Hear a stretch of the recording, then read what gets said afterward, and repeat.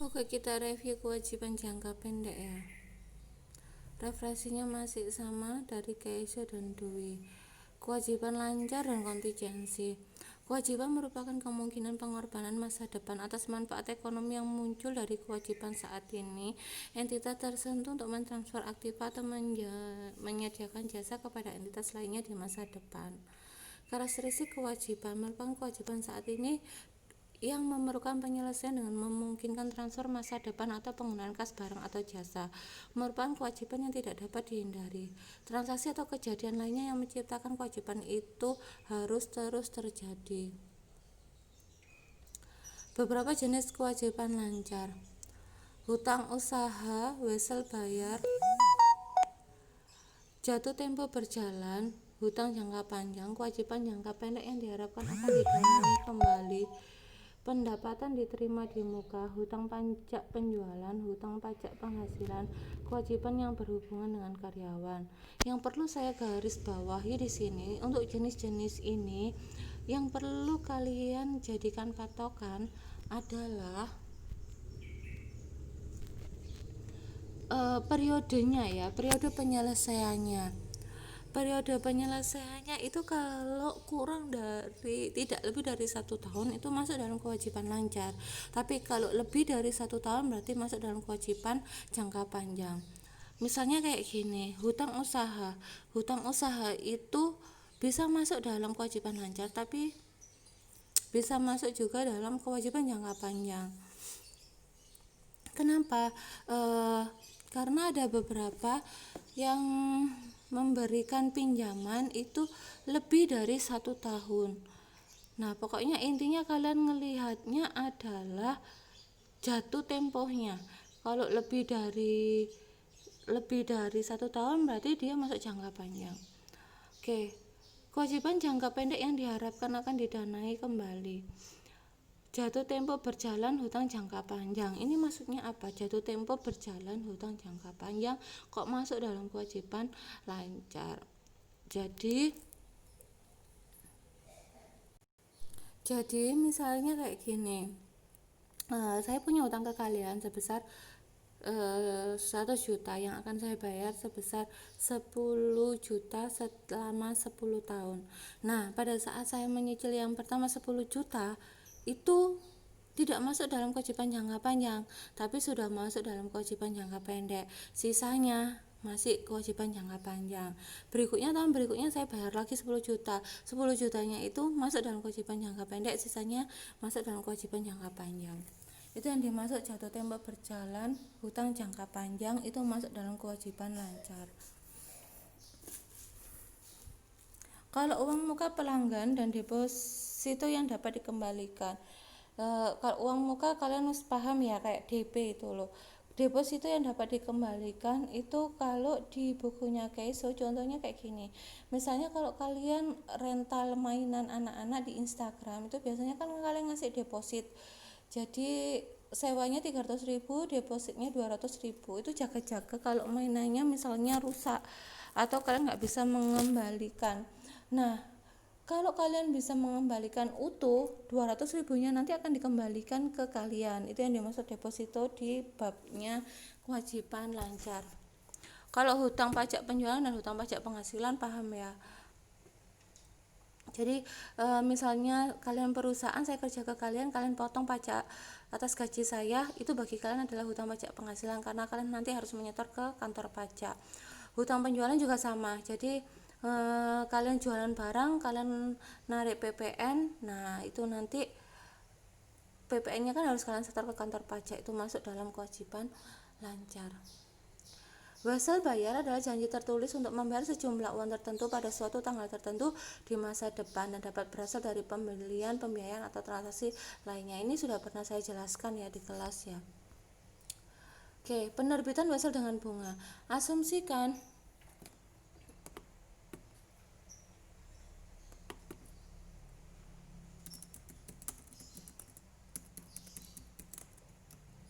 Asumsikan AZF Bank setuju untuk meminjamkan uang sejumlah 200.000 kepada ACV pada tanggal 1 Maret 2019 jika ACV menandatangani sebuah wesel 4% 4 bulan senilai 200.000 dengan bunga 6%. Jurnalnya adalah kas pada wesel bayar sebesar 200.000. Penerbitan wesel tanpa bunga. Penerbitan wesel tanpa bunga. ABC menerbitkan wesel tanpa bunga berjangka 5 bulan senilai 102 kepada DJF. Nilai sekarang wesel itu adalah 100.000.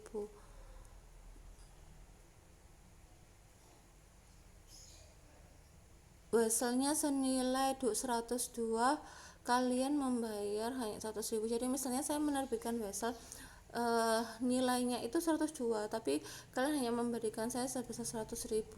Berarti kalian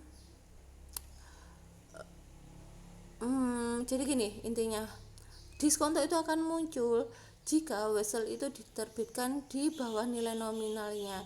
Jadi kan dinilai wesel saya 102, tapi kalian hanya memberi saya 100.000, berarti kan muncul diskonto. Jadi kasnya 100.000, diskontonya 2.000 pada wesel bayar sebesar 102. Jatuh tempo berjalan hutang jangka panjang. Ditarik atau dilunasi dengan aktiva yang terakumulasi untuk tujuan tersebut, didanai kembali atau dilunasi dari hasil penerbitan hutang baru, dikonversi menjadi saham biasa. Jadi kayak tadi yang saya jelaskan ya, hutang jangka panjang itu bisa menjadi hutang jangka pendek jika jatuh tempo. Jadi kalian misalnya tadi 10 juta dicicil setiap tahunnya 10 juta, pada saat kalian mencicil 10 juta tersebut itu akan menjadi hutang jangka pendek. Sisanya masih jangka panjang. Atau 10 misalnya di tahun berikutnya masih kurang 80 juta. 80 juta berarti 8 tahun lagi. Nah, pada tahun tersebut kalian ngelunasi 80 juta. 80 juta tersebut maka akan menjadi kewajiban jangka pendek.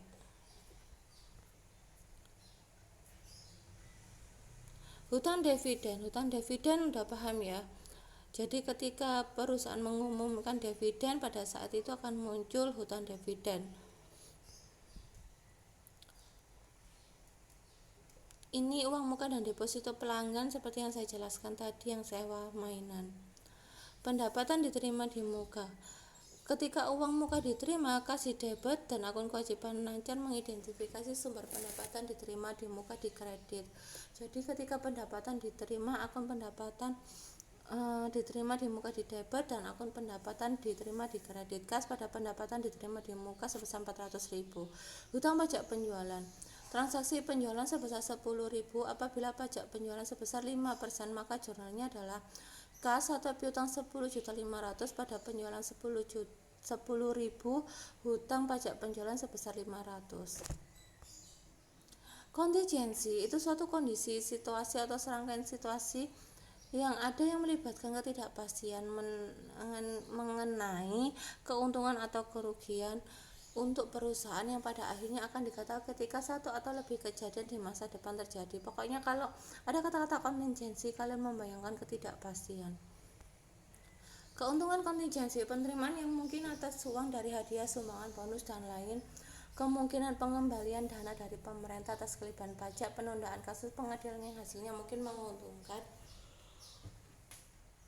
kerugian pajak yang dikompensasi. Nah, keuntungan kontingensi itu contohnya kayak gini. Saya ngasih contoh langsung aja ya, antara kerugian sama keuntungan. Oke, yang ini kerugian. Contohnya perkara pengadilan, biaya jaminan, garansi, premi dan kupon, dan kewajiban lingkungan. Oke, yang contohnya hadiah.